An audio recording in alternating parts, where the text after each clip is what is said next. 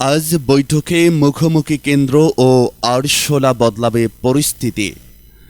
NEET প্রশ্ন ফাঁসকে কেন্দ্র করে দীর্ঘদিন ধরে চলা আন্দোলনের মধ্যে অবশেষে আলোচনার পথে হাঁটছে কেন্দ্রীয় সরকার। শুক্রবার দুপুরে কেন্দ্রীয় মন্ত্রীদের সঙ্গে আরশোলা জনতা পার্টির প্রতিনিধি দলের একটি উচ্চ পর্যায়ের বৈঠক হওয়ার কথা রয়েছে। এই বৈঠকে ঘিরে রাজধানী নয়াদিল্লি দেশের বিভিন্ন মহলে ব্যাপক আগ্রহ তৈরি হয়েছে। সরকারের আশা আলোচনার মাধ্যমে চলমান অচল অবস্থার অবসান ঘটিয়ে পরিস্থিতি স্বাভাবিক করা সম্ভব হবে। ভারতের বিভিন্ন গণমাধ্যম জানিয়েছে বৈঠকে সরকারের পক্ষ থেকে জ্যেষ্ঠ মন্ত্রীরা উপস্থিত থাকবেন।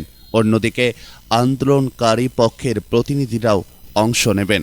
বৈঠকের প্রধান আলোচ্য বিষয় হবে নিট প্রশ্ন ফাঁস, শিক্ষার্থীদের আন্দোলন এবং এই আন্দোলন ঘিরে তৈরি হওয়া সামগ্রিক পরিস্থিতি।